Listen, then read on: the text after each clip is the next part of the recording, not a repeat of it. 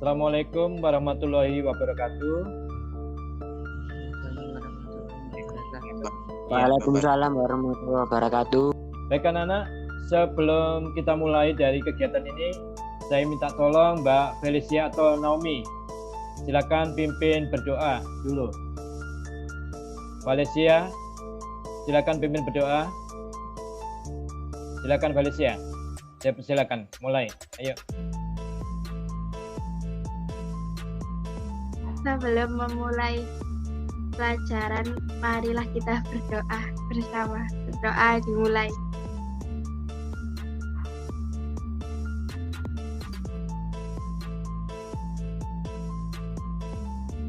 Berdoa selesai. Terima kasih Mbak Felicia yang sudah memimpin berdoa untuk teman-temannya.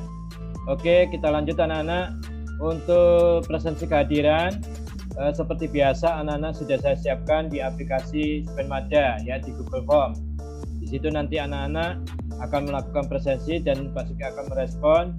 Sementara yang masuk masih 21 siswa.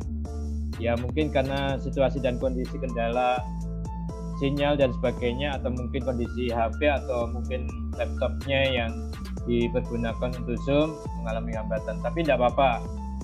Yang penting tetap kita teruskan dalam pembelajaran kali ini kepada teman-temannya. Oke, sudah muncul anak-anak? Sudah muncul? Udah, Pak. Udah ya. Baik anak-anak, di dalam kesempatan ini Pak Suki itu memberikan suatu informasi terkait dengan tugas-tugas yang kita sharingkan, kita lakukan bersama-sama. Sehingga apa? Sehingga apa yang kita lakukan di sini benar-benar bisa bermanfaat dan anak-anak bisa mengetahui. Nah, ini ada sebuah berita anak-anak. Contoh teks berita yang pertama adalah COVID. Nah, bisa dibaca di layar masing-masing. Ya, di situ. Di kegiatan ini anak-anak dihadapkan bagaimana sih teks berita yang dituangkan dalam koran, majalah maupun media yang lain sebagai informasi. Ingat anak-anak, di dalam kita berbagi informasi, tolong diusahakan biasanya paragraf pertama itu diusahakan menarik, supaya orang kalau dibaca paragraf pertama akan terkesan lebih menarik dan suka dengan berita yang kamu berikan, atau yang berita yang kamu sampaikan dia akan mengikuti. Nah, ini contohnya seperti ini anak. Ya, teks berita nggak perlu saya bacakan, anak-anak bisa membaca di situ. Nah, teks berita ini kemudian perintah contohnya. Nah, kita kembali lagi bahwa teks berita itu yang sudah ada di dalam koran, majalah pun ataupun yang lain. Bagaimana kita mengidentifikasi atau menyebutkan unsur-unsur yang terkait? Di sini ada what, apa. Nah, ditanyakan jumlah pasien. Kemudian kapan pelaksanaan COVID itu terjadi? Siapa yang terlibat dalam COVID? Kemudian di mana terjadinya COVID? Why? Mengapa?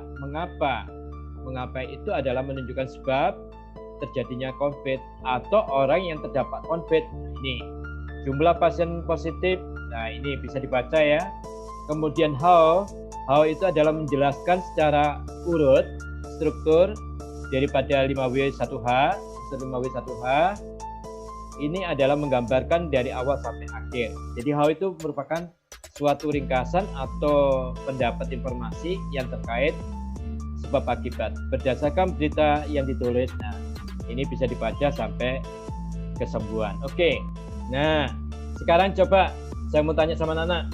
Ini penugasan latihan memahami membuat teks berita. Perhatikan, silakan dicoba ini. Coba dilihat ini. Ya. Yaitu ini soal ke-1, latihan ke-1. Ini buat latihan anak-anak. Ini buat latihan ya. Siswa memahami sebuah teks berita. Perhatikan teks berita. Oke. Kira-kira judul dari teks beritanya itu enggak saya beri. Menurut anak-anak judulnya apa itu? Kebanyakan muatan. Kebanyakan muatan. Bagus. Siapa yang bisa jawab? Silakan. Apa kira-kira, Mbak? Penumpang kapal. Ya, Pak? Ya. Lonjakan penumpang kapal. Lonjakan penumpang kapal.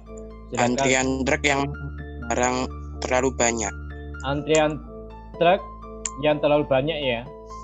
Ketiga judul yang disebutkan oleh teman kamu itu adalah benar. Paragraf kedua, silakan Mbak Reta. Tingginya arus truk dalam 2 hari terakhir berkaitan dengan adanya larangan melintas bagi truk non-9 bahan pokok.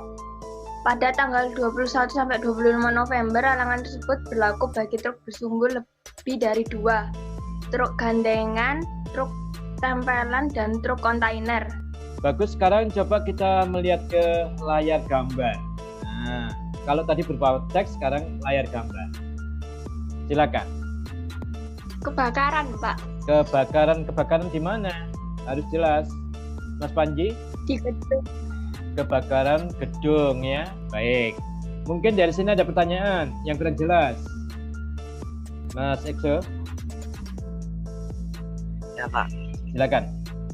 BMKG telah merilis pernyataan barunya terkait prediksi cuaca ekstrim yang akan melanda sebagian besar wilayah Jawa Tengah untuk beberapa hari ke depan. Diprediksi beberapa titik di Jawa Tengah akan mengalami hujan lebat disertai dengan petir ataupun angin. Oleh karena itu, warga diminta untuk bersiaga jika hal-hal yang tidak diinginkan, terlebih bagi yang berada di daerah rawan longsor. Ya, baik. Berita yang disampaikan oleh Mas Panji tadi itu judulnya tentang apa? Cuaca ekstrim. Cuaca ekstrim, apalagi? Rawan longsor, apalagi? Bencana alam. Bencana alam, bagus. Satu lagi. Perkiraan cuaca. Perkiraan cuaca, bagus. Intinya semua judul yang kamu sampaikan tadi saya sudah bilang benar. Oke anak-anak, untuk kegiatan yang sudah disampaikan penyampaian berita sudah memahami semua ya? Sudah paham ya? Ya, sudah paham semua. Baik. Sebagai akhir kegiatan, anak-anak bisa perhatikan di layar. Itu ada 2 penugasan, nanti anak-anak akan jawab, akan isi di Google Form, di aplikasi Spenmadya yang sudah Pak Suki kirimkan. Di situ boleh ditentukan jawabannya. Atau anak-anak bisa menciptakan suatu berita yang terbaru, membuat sesuai dengan apa yang peristiwa kejadian sudah berlangsung ya. Sedangkan untuk kegiatan kesimpulan dari sini coba perhatikan dari 1B, selain anak-anak mengembangkan 5W1H, kemudian anak-anak menyimpulkan tentang peristiwa kebakaran ini, kemudian menanggapi. Ya, menanggapi itu adalah bagaimana menurut Mas Panji tanggapan tentang kebakaran yang terjadi di gedung pada gambar itu. Nah, begitu ya anak-anak ya. Baik anak-anak, saya kira pelajaran untuk hari ini, saya berharap kegiatan penguatan refleksi ini adalah anak-anak akan bisa berusaha bagaimana membuat teks berita itu dengan baik dengan unsur 5W1H yang merupakan kalimatannya dari kata apa, siapa, kapan, di mana, kemudian mengapa, ditambah lagi bagaimana. Itu adalah sebagai panduan kita di dalam membuat sebuah teks supaya runtut dan orang yang akan mendengarkan sebuah berita atau teks berita yang kamu tulis baik leksel maupun tulisan akan lebih dipahami masyarakat dan merasa tertarik. Itu ya harapan Pak Suki untuk anak-anak ya. Baik anak-anak, sebagai kegiatan penutup, mungkin dalam kesempatan ini anak-anak ada yang mau tanya? Nggak ada ya? Nggak ada yang tanya ya?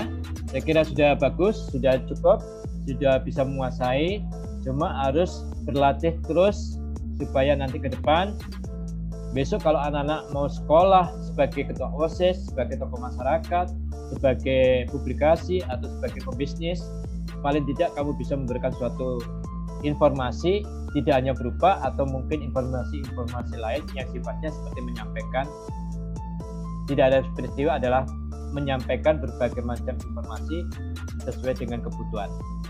Baik anak-anak, saya kira pertemuan hari ini sudah cukup. Ya. Kalau tidak ada pertanyaan, saya kira sudah cukup. Anak-anak, sebelum kita akhiri, harapan saya tetap semangat dalam belajar meskipun kalian di rumah. Pandemi, mudah-mudahan kita berdoa akan cepat hilang, sehingga kita bisa bertatap muka, berkomunikasi, bertanya sesuatu hal yang nggak bisa, untuk kita menjalin ilmu adalah segalanya ke depan kita. Ya, baik anak-anak. Sebelum kita akhiri, saya minta tolong Mas Ferdi pimpin berdoa sebagai akhir penutup. Mas Ferdiansyah. Sebelum kita mengakhiri perjumpaan kali ini, baiknya kita berdoa menurut agama dan kepercayaan masing-masing. Berdoa mulai.